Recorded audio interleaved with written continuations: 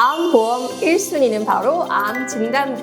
암 진단 후 가장 빠르게 받은 보험금, 그건 바로 암 진단비입니다. 안녕하세요. 해피맘의 보험 이야기 해피맘입니다. 오늘은 제가 다른 스타일의 가발을 쓰고 왔는데요. 어떻게 잘 어울리는 것 같나요?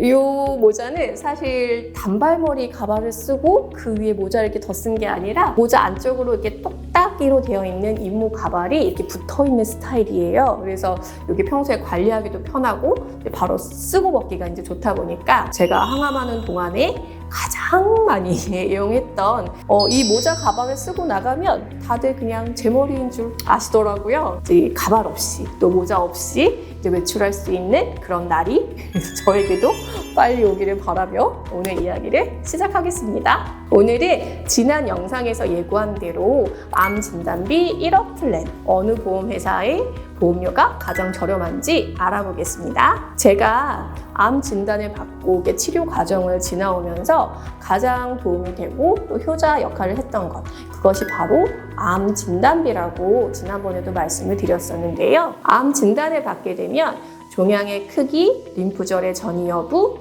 타장기 전이 여부, 또 환자의 연령 등을 고려를 해서 치료 계획을 세워서 이제 그에 따른 종양 제거 수술도 들어갈 수도 있고 항암 치료, 방사선 치료, 또 표적 항암, 항암 약물 치료 등의 치료를 받을 수가 있는데요. 회복표로 다 다르지만 제가 이제 요양병원에 있었을 때 이제 암 치료를 받고 계신 분들의 이야기를 이렇게 듣고 치료받았던 그 경험을 바탕으로 말씀을 드리면 수술과 항암 치료, 방사선 치료, 표적 항암 치료, 약물 치료까지 3가지 이상의 치료를 받는 분들이 의외로 많다는 것이었어요.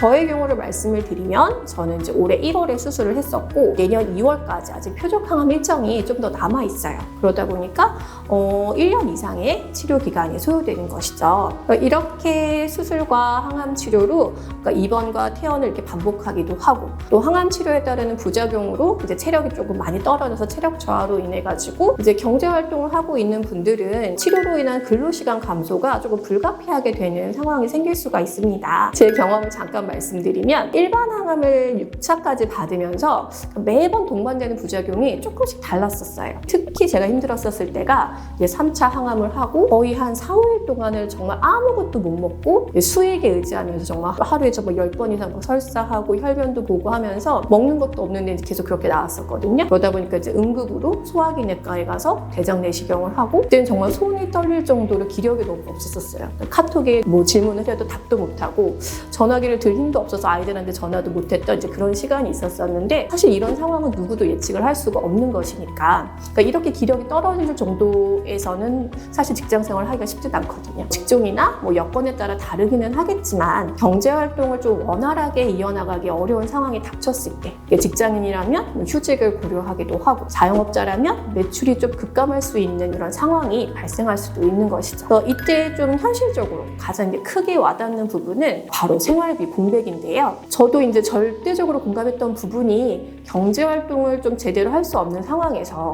이렇게 생긴 생활비 공백, 요거를 저는 암 진단비로 좀 많은 도움을 받았었습니다. 그리고 이제 비급여 항목에 해당하는 검사를 받거나 저 같은 경우는 표적 항암을 받았었는데 이제 표적 항암과 같은 고가의 비급여 치료를 받는 경우에 환자가 이렇게 전적으로 부담을 해야 하는 그런 부분이다 보니까 부담이 되는 치료비 또한 이제 암 진단비로 또 해결을 할 수 있습니다. 그래서 암 진단비는 정말 단순한 구조로 되어 있어요. 그래서 암 진단만 받으면 바로 보험금이 지급이 되는 가장 또 확실한 보장이고 또 수술을 하지 않아도 또 치료를 받지 않더라도 실제 치료를 어떤 걸 받았는지 상관없이 또 정액으로 지급이 되는 가장 받기 쉬운 보장이며 필요한 시점에 제일 빠르게 내가 받을 수 있는 그런 보험금입니다. 그렇다면 이 암 진단비 정말 든든하게 준비해야 할 텐데요. 진단비는 많으면 많을수록 물론 좋겠지만 진단비 담보가 만약에 금액이 높게 책정이 된다 보면 그만큼 보험료가 올라가니까 사실 진단비를 무조건 높이기보다는 보험료를 내가 중간에 해지하지 않고 끝까지 유지할 수 있는 수준의 보험료여야 합니다. 그리고 암 진단비 보장은 보험사별로 거의 동일하다고 보시면 되는데 보장은 같으면서 보험료가 저렴한 보험사를 찾는 게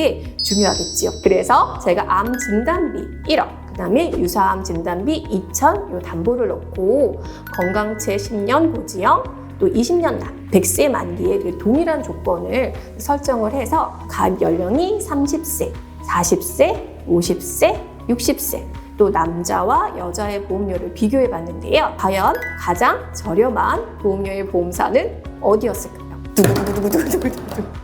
바로 30세 여자 보험료 49,600원. 정말 놀랍지 않나요? 5만 원이 안 되는 보험료로 암 진단비 1억의 플랜을 가져갈 수 있다는 사실. 이건 정말 보험료가 저렴해서 안 가져갈 수가 없겠죠. 참고로 보통 30세, 40세 여자는 50세, 60세는 여자분들은 조금 저렴했었어요. 그리고 남성분들 같은 경우에는 30세, 40세, 50세, 60세 보험들이 다 달랐어요, 보험사가. 그래서 연령별로는 다 다르다는 거. 동일 조건의 담보여도 연령이 낮을수록 남성보다는 여성이, 유병자보다는 건강체일 때 보험료를 가장 낮게 가져가실 수 있습니다. 유비무한 아시죠? 젊음과 건강을 맹신하지 말고 한 살이라도 젊을 때 건강할 때 미리 준비하는 것이 적은 보험료로 암 진단비 1억 플랜을 좀 길게 가져갈 수 있는 현명한 선택입니다. 그렇다고 유병자이시거나 연령이 높으신 분들 미리 실망하거나 포기하지 마시고 각자 조건에 맞는 담보 설정으로 보험료가 가장 낮은 그런 보험회사 제가 찾아드릴 테니까 부담 갖지 마시고 카톡이나 전화 편하신 걸로 문의 주세요. 암보험에서 가장 먼저 넣어야 하고 가장 중요하며 가장 실용적인 특약은 바로 암 진단비입니다. 암 진단비는 선택이 아닌 필수로 생각하시고 준비하세요. 다음 시간에는 암 주요 치료비에 대해 이야기해 보겠습니다. 다음 시간에 만나요. 본 광고는 심의 기준을 준수하였으며 유효기간은 심의일로부터 1년입니다.